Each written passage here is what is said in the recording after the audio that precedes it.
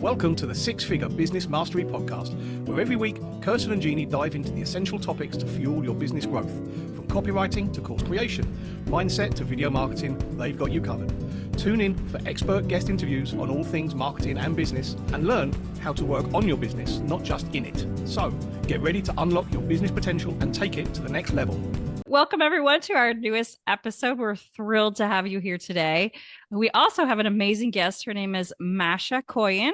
Her company is Content Vertical, and she is a messaging strategist and website copywriter for interior designs. She has a signature reveal process, a data-driven framework centered around client interviews, giving her the intel she needs to write copy that magnetically, almost magically attracts designers' dream clients. So we are thrilled to have you here, Masha. Hi, ladies. Thanks so much for having me. I love that it just magically connects your ideal clients, because isn't that what everyone wants? You don't want the clients that are not ideal for you. There's someone else better to serve them. So tell us a little bit about how you make that happen. Absolutely. As Jeanne just alluded to, I do have a framework, and it's essentially a voice of customer framework, meaning I don't just write copy. I write copy basing it on audience insights that I collect for my client's ideal client. So I simply interview them. I interview them and I get to know them, which is how I get to know them. And then the end result is always the copy that resonates with the right people, like you, Kirsten, just said. What we want is for our messaging, marketing messaging, website copywriting to really attract the right clients and almost to repel the wrong kind of client. Because when your copy speaks to everyone, that's saying that it speaks to no one. So we really want to speak to the right kind of client. I know. And what I think when you talk about the fact that you interview their clients, I think that so many people overlook how important market research is, and that is a form of market research. And that's one of the things that Jeanne and I do before we roll out any sort of new program, is we do a ton of research by interviewing people and finding out what would you want in this program, or what would the transformation be like if you had it. So getting into the mindset of that person to find out, does your ideal client actually want what you're offering? And what made you go down this road of, okay, let me interview my clients, happy clients, so that I can really use their wording?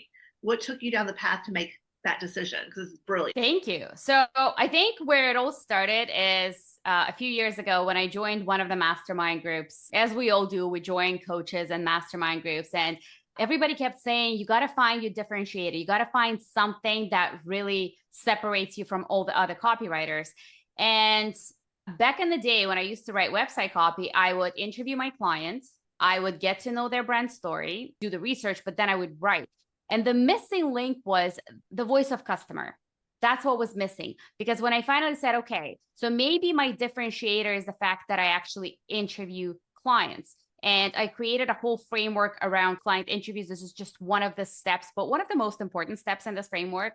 And what it gives me is that when I interview clients, not only do I really get to know them, get to know their pain points, get to know their frustrations, get to know their decision-making process. How do they make decisions? How do they pick you out of all the other service provider, whatever business you're in?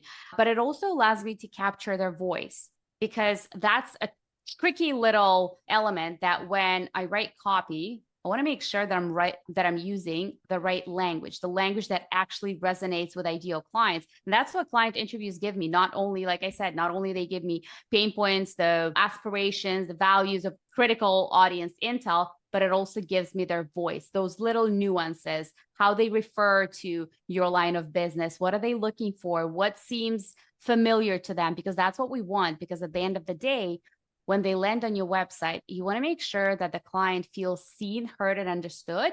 And the reaction that you're going for is, yes, she gets me. Like, she totally gets me and she has a solution. That's how I came about to creating this framework. Amazing. It's so interesting. I bet you hear, when you're interviewing the clients, I bet you hear some really interesting stories from their perspectives. Always. And I love them, because here's the thing. When you ask your clients at the end of the work to get, when you sold a product or you sold a service, and you ask them to give you a client testimonial, that's one thing. But when I actually talk to them, I get so much more. I get anecdotes, I get real life scenarios. And the most interesting part is when I talk to my clients and I ask them, What do you think your clients pick you? Like, why do you think they love working with you? Where did your last client come from? And they always say, oh, it's my customer service or it's my process. That's what it is. And then I go and interview their clients, and it turns out it was completely something else. And the client says, you know what? She just got me. She just really listened. She listened to what it is that I wanted. And then others say she made it so much fun. And that's what it is. So at the end of the day, it's like this human to human connection. And that was the whole thing. I realized that what we're trying to get is to create that emotional connection with your marketing messaging. And I felt that the best way to do that, obviously there are other ways, but I felt that the best way to do it was to actually interview them, to actually talk to them one-to-one, to understand and to get more than just a simple customer testimonial, because nothing is worse than you're working with a client for 3-4 months and then you get, yeah, this was great. That's it. There's so much more that could be said. So client interviews allow me to get so much more. And then I craft testimonial based on all the insights that I've collected. So the testimonial at the end of the day is a lot more rich and emotionally resonant. I'm not going to ask you what all your questions are, but can you just give us one of the questions you ask that gets the most interesting answers to? Of course. Yeah. And I'm happy to talk about it. So one of the questions I usually ask is, what surprised you? So I work primarily with interior designers, but one of the questions that I ask is, what surprised you about working with so-and-so, with a service provider? That's where I'm trying to understand their mindset prior to hiring a service provider. I want to try to understand where they are today or where they were before hiring the service provider that changed their life or whatever that is, and then after. So typically the things that I get is, I didn't realize it was going to be so expensive, for example, with an interior design project, costs escalate. I didn't think it was going to take so much longer, or maybe I didn't expect it to actually be fun, that I just wanted somebody to get things done, but I actually loved collaborating. And another thing that I usually get is something like, I actually didn't think she was going to be able to capture my vision, but she did. So that's always interesting. Another thing that's important that I ask is, what were the main hesitations or concerns that you had throughout you working together? Because what that allows me to get at, the insights that I'm trying to get, is, what are the objections? Because at the end of the day, the marketing messaging that we create after has to overcome the objections, has to overcome and address the questions that our prospects have. So it's a very strategic question that I ask. And typically the insights that I get, I simply translate that into website copy and I proactively address them rather than wait for the person to ask the question. Your messaging, your website messaging and marketing messaging can simply address that proactively. So quick question, because we do work with one interior design client. She's been with us since 2017. And it's really interesting because I feel like interior design has changed a whole lot since HGTV, right? I feel like interior designers used to go into someone's home and they made it look like what they wanted to make it look. That interior designer generally had their own style. And that's, if you wanted that type of style in your home, that was the designer you hired, right? And things have changed. People want their home to look and feel like them, not a boutique hotel. And it's really interesting because what we have found is that our client also often runs up against the fact that the person has already hired an interior designer in the past, and that could be recent past or years ago, and had a terrible experience. So now you go into that appointment already with the cards a little bit stacked against you. And it can be fearful because you think, oh my gosh, they had this terrible experience. And I always say, embrace it. Ask them what went wrong. What would they like to have done better? Because if you just take it head on and you just start asking questions and you hear what they have to say, it lets them know you're listening. And that's what most people want, is to be listened to. So as far as working with designers and how things have evolved so much, as far as interacting with their client, whether it's in person or in their copy, how do you feel like you overcome that objection of that they've had a bad experience in the past? So first of all, you actually spot on. That's what I hear from clients as well during client interviews, that they were either burned by a previous experience working with another designer. And you're also spot on that the design landscape has changed. Before, yes, people were maybe expecting like a signature look, like they would come to a designer, although that's still, I got to say, that still exists if you're working with a well-known designer like a Kelly Wearstler, for example. You go and hire Kelly Wearstler because you want that look. You want that signature look, that bold colors, juxtaposition of different mediums and things. But most often, if we're just talking about regular people, they want their home to actually look like them, feel like them. They want to be comfortable. They want their home to represent them. So yes, you do come across clients that got burned in the past. So what you do is you really try to get to know them. I agree with you. I think you should go head on and overcome those objections as they come to you. So ask them, what's going on? What went wrong? You want to try to get as much information as you can. And you don't want to be sly about it. You want to be, it's like, okay, let's talk about it. Let's talk about it, what went wrong. And then you present your solution in a way, here's how I work. One of the most important things is, whether it's face-to-face or in your marketing messaging, is to present your process. Whether people are going to read it word for word, because there's different types of personalities online. There's different ways people consume content. Some will definitely read word for word. Others will simply scan and skim. But the fact of the matter is, it is important that your process is well articulated on your website. And if we are simply talking about website copywriting, then you want to make sure your process is there, and your process not only highlights how it is you work, but also what value does it bring? How does it actually change my life as a client? So not just this is how I work, but also what does that actually mean to you? Like, how are you going to make my life better? Don't just say things like, we deal with general contractors, and no, you are taking that stress away. You know how to read technical drawings. Like, you're actually showing them what's it like to work with you, and you're overcoming objections more proactively rather than waiting for them to bring it up. Because it's true, clients come to you from all walks of life. They might have hired, one of the questions I actually do ask is, what other solutions have you tried in the past? Because I think the more we know about our clients, the better. Because if they have tried it, there's a few things they could have tried. They probably tried to do it themselves, to DIY their project. That did not work. That cost a lot of money. That took forever. Or they hired a bad designer who just brought their vision, and that completely overshadowed whatever it is that they wanted. So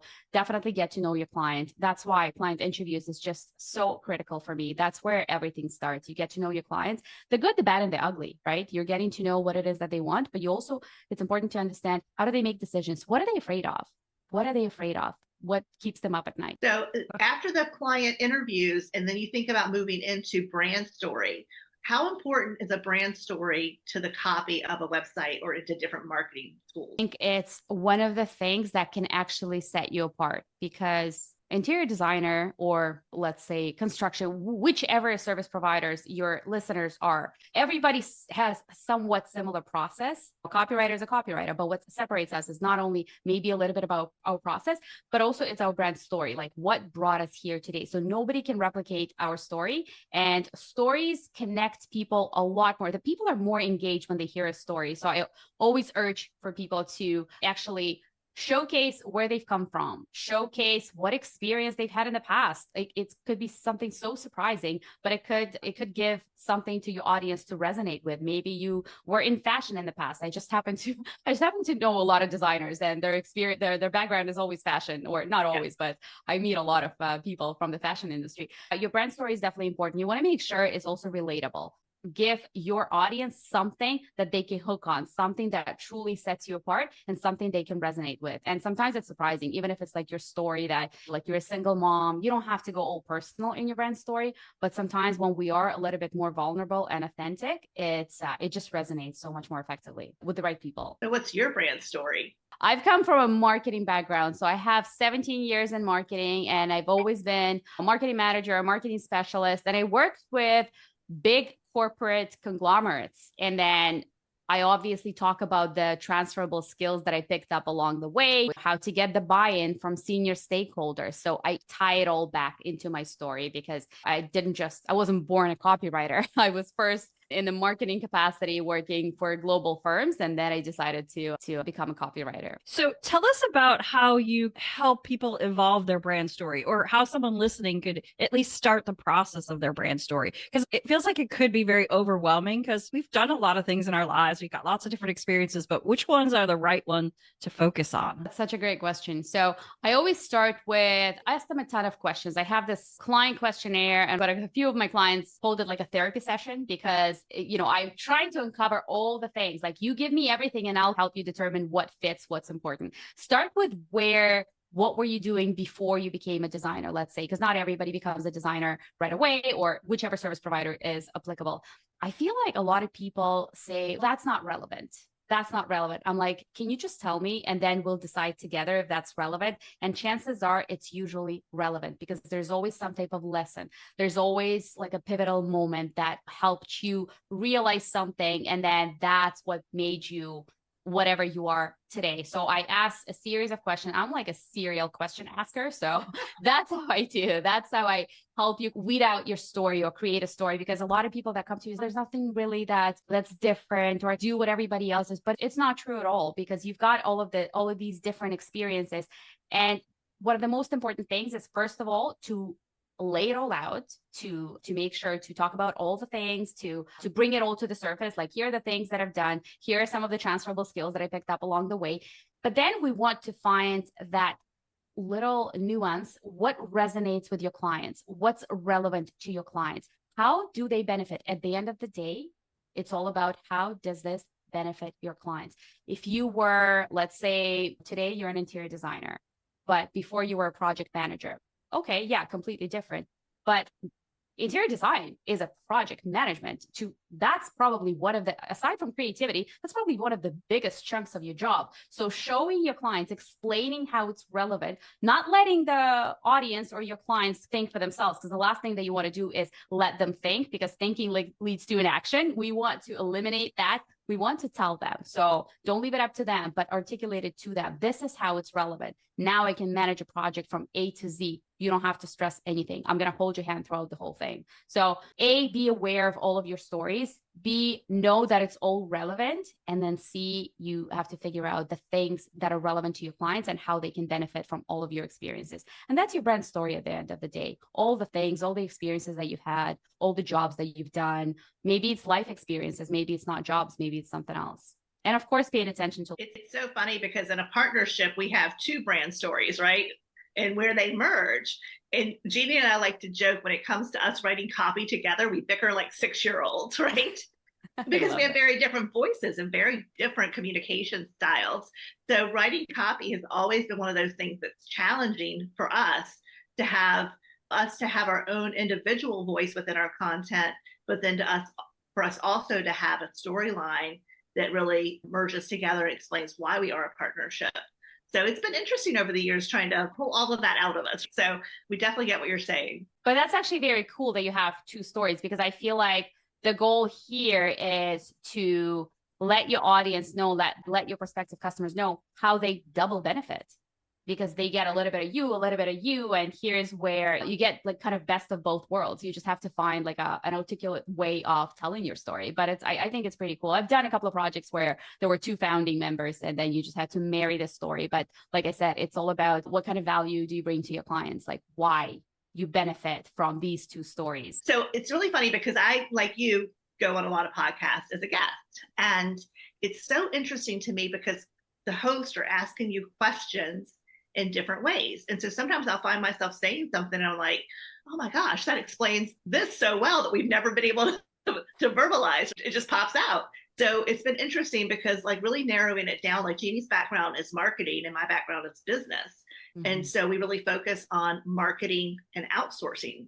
So those are the two places that we really marry what we do and finding a better way to verbalize that. And so one day I was on a podcast and I said, we're not a marketing agency and we're not an outsourcing agency. We're marketing strategists and coaches who train our clients' virtual assistants to take care of all the back-end tasks.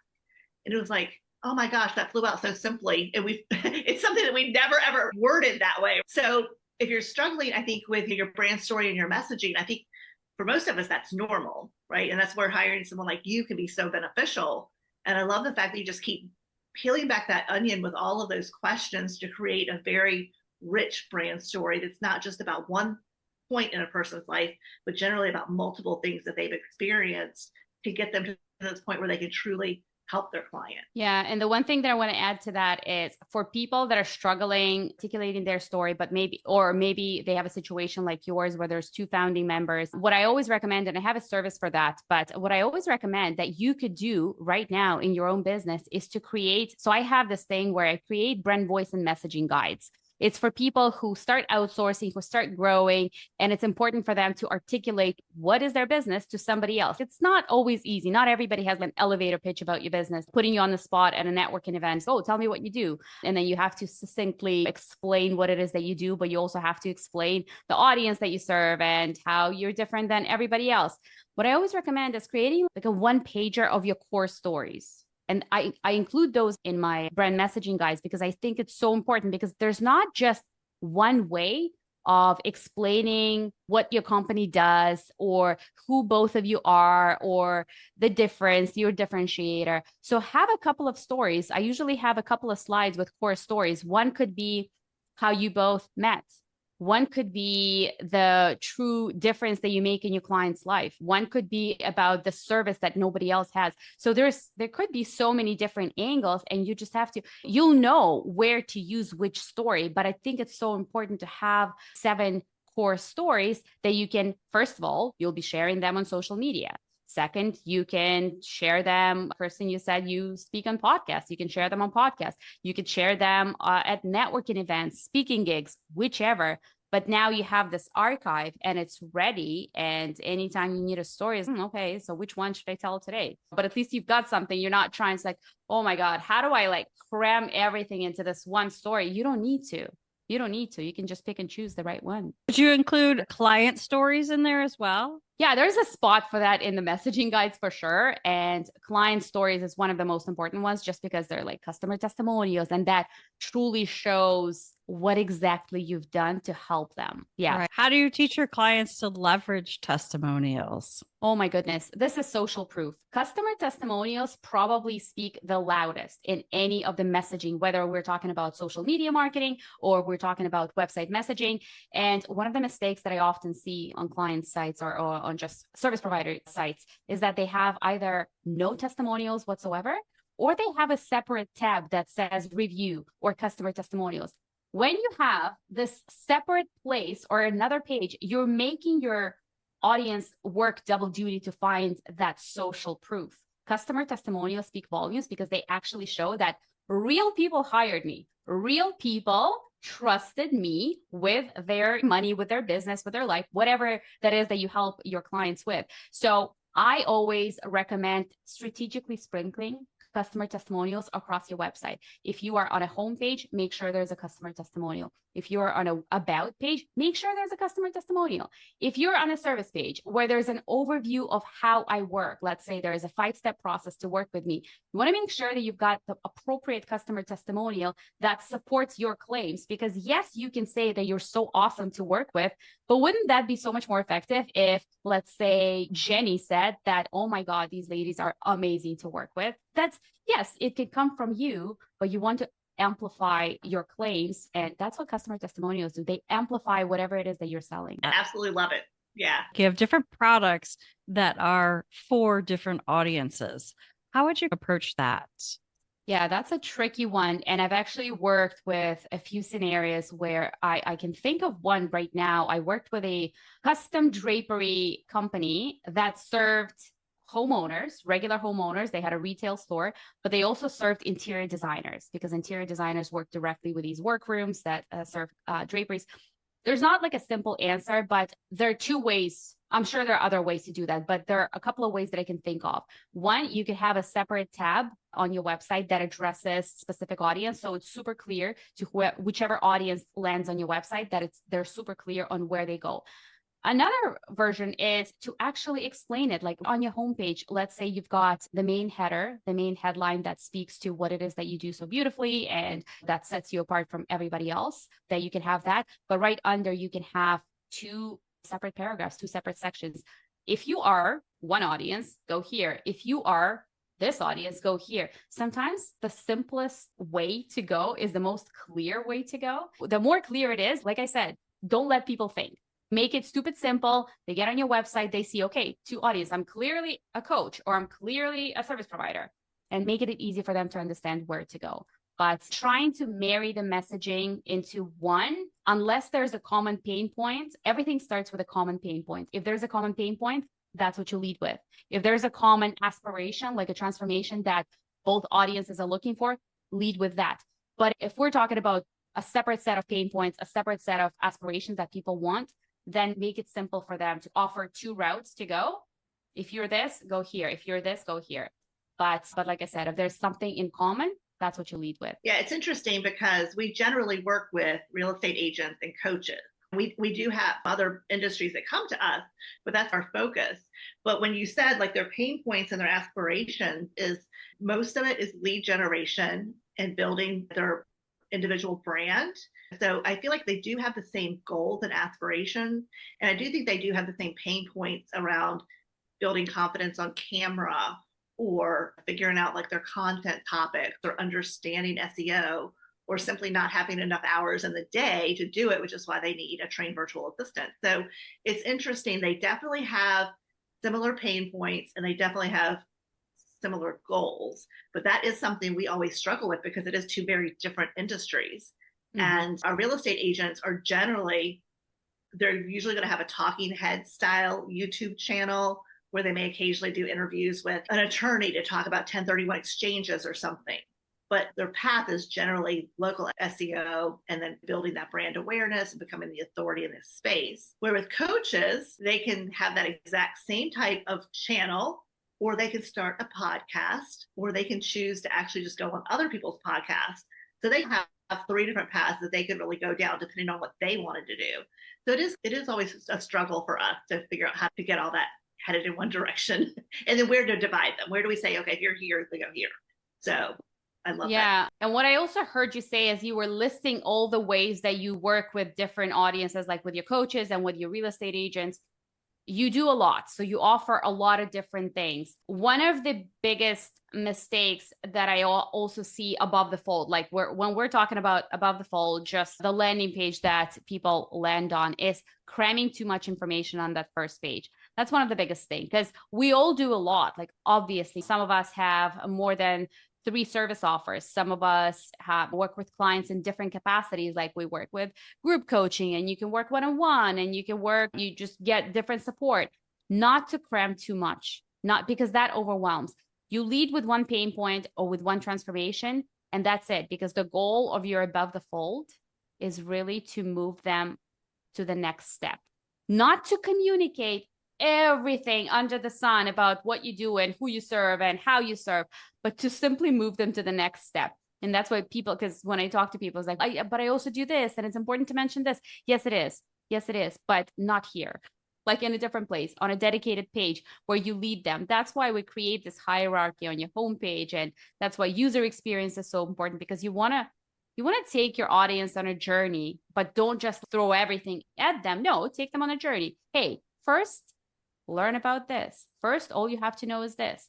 Then move to the next point. They move to the next point. And then we move them to our ideal call to action at the end. But don't put everything all at the same time. I think you're a genius. I did not make this up. It's simply the experience of all the things and all the clients I've worked with. So please tell our audience how they can reach out to you if they would like your help. Of course. You can find me on contentvertical.com. That's my website. Or you can follow me on Instagram. I show up every single day sharing all kinds of insights about marketing, about copywriting, all the things. And that's masha.copywriter.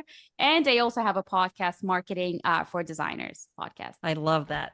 Thank you so much for being here today. You are a wealth of information and you've shared so much amazing tips and helpful things that I know our audience are going to love. And we will have your contact information in the show notes. So thank you so much again. Oh, I appreciate it. Thank you so much for having me. This was wonderful. Thanks for listening to the 6-Figure Business Mastery Podcast. If you enjoyed listening to this episode and you are ready to leverage video marketing on all online platforms, or maybe even start your own video podcast, then you need to check out the Done For You and Done With You program at themarketingvaadvantage.com and take your business to the next level.